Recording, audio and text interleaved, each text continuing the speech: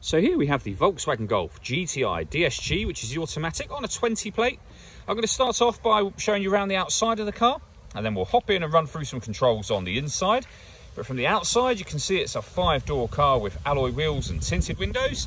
Let's start off inside the boot and then work our way around the rest of the car from there.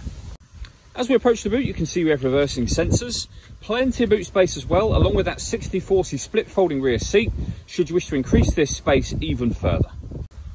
Okay, so we're just going to work our way back round to the front of the car, and then we'll hop in and run through some controls on the inside. But now that we've done a full circle of it, you can see not only is it a great looking car the whole way round, it's in fantastic condition as well.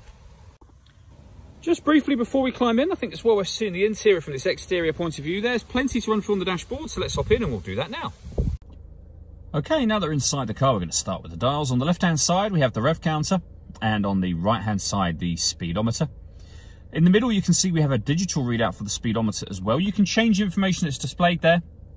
We're on the driving data menu at the moment, so you can change it for any of the piece of information you see me showing on the screen now. And you have other menus available as well. So assist systems, navigation, audio, telephone, vehicle status, a lap timer, and then back round to where we started a moment ago. And beneath that, you can see the total miles for this car, which are 2,440. If I back out to the steering wheel, the buttons I was using just a moment ago are over here. We've also got stereo and phone controls over that side as well. On the left-hand side, stereo controls continue, along with cruise control. Hit that button to set the cruise control. This button just here, once you've set cruise control, press that button. This car will be able to maintain its own safe distance between itself and the car in front, both speeding itself up and slowing itself down accordingly. We've done a video showing how that works that you can find on our website and also on our YouTube channel as well. Over into the centre, we have the touchscreen for the car. So this is where, amongst other things, you will see we have DAB, FM and AM radio. If you want to listen to your own music, you can do. And there's plenty of ways of doing that, as you can see. And they include Bluetooth audio. So once you pair your phone, not only can you make and receive phone calls, but you'll also be able to stream your music wirelessly as well. And hit the phone button to actually pair your phone up. This car's got satellite navigation.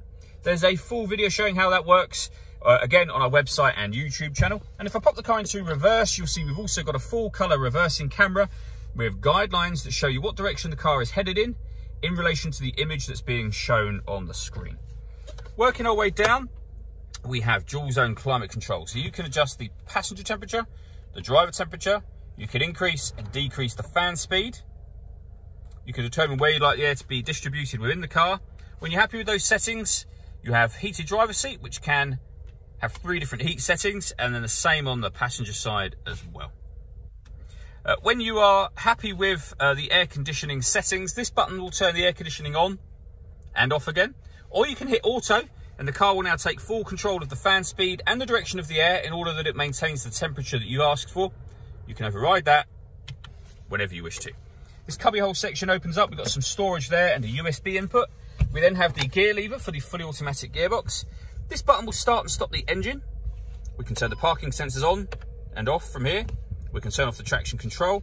We can turn off the stop and start. This car is designed to cut out when it's stationary in traffic to save you fuel. The system is now off.